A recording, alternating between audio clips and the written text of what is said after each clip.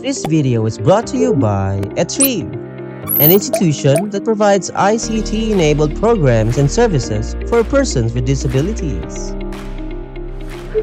Kumusta mga ka-Atrive? Welcome sa Accessible Bayan, your online tambayan where we make the digital world accessible to all. I'm Ed, an Accessible Bayan citizen. Sa panahon ngayon, hindi na lang mga walang kapansanan na nakaka-access, nakakabasa, at nakakapag-edit ng mga files na kinoconsume natin on a daily basis. So, before sharing the files, make sure na accessible ito para sa lahat. Accessible means ang product o content ay madaling magamit nino man kahit na may mga kapansanan. Paano kamo? Simple lang. This is through Microsoft's Accessibility Checker. Ano at paano to gamitin? Panoorin natin to. Ang Accessibility Checker ay built-in feature ng Microsoft applications tulad ng Word, Excel, PowerPoint na ginagamit para hanapin at ayusin ang mga accessibility issue tulad nito. Expanded. Missing object description grouping. Level 2 picture 993,917,700. Naintindihan nyo ba yung mga sinabi na graphic? Screen reader yung nagbasa nun. Isang app na ginagamit para basahin yung mga nangyayari sa screen, tulad ng mga text, icons, or actions. Sa tulong ng screen reader, malalaman namin na mayroong isang picture sa document, pero di naman namin maintindihan kung ano yung nasa mismong image. Nakakainis, di ba? Kaya para maayos to, gagamit tayo ng Accessibility Checker. Magbukas ng document. Sa videong ito, Microsoft Word 365 ang gamit ko.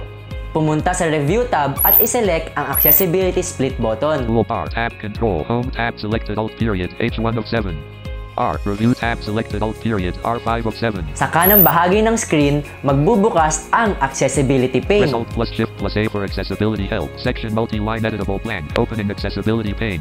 Sa Accessibility pane, i-review at ayusin ang mga issue na makikita sa inspection results. Errors, 3 property page, 3 view, missing object description, 3, collapsed 1 of 1 level 1. Halimbawa na lang itong isang picture na may missing alternative text. Ang alternative text ay magsisilbing description sa mga picture na naka-insert sa mga document natin para basahin ng screen reader. Pagka-select mo ng picture, may tatlong options na lalabas. Piliin mo yung Add Alternative Text.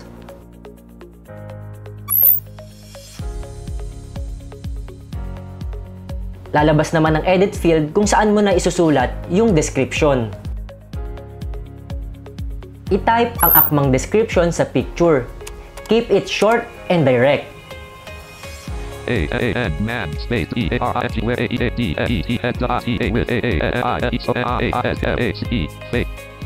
a man wearing headset with a smile on his face. Kapag naayos na, ituloy lang ang pag-check sa document hanggang sa mawala na yung issues sa inspection results.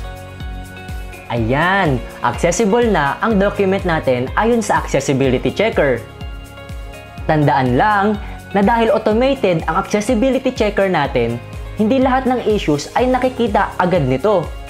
Kaya, mas maigi pa rin na magkaroon ng manual checking sa documents natin. Iba pa rin talaga kapag may human checker, di ba? Kung gusto ninyong matutunan ng basics ng document accessibility o mas gawing accessible ang mga website ninyo para sa lahat, Atrive is the right place for you. Paano ba yan? Hanggang dito na lang muna. Kita-kits ulit sa ating online tambayan, ang Accessible Bayan. Hanggang sa muli mga ka-Atrive, bye! Atrive would like to thank Norfield Foundation, Partners for Inclusive Development or Norfield PFID, and the Liliani Funds of Netherlands for their support to Accessible Bayan campaign. For more info, email us at inquiry@atrive.org or visit our website at www.atrive.org. You may also call us through our mobile numbers 0977-705-9766 and 0923-616-4376. Or dial us through our landline at 7587-2042. Don't forget to follow our Facebook at facebook.com/atriveofficial and subscribe to our channel at youtube.com/atripofficial.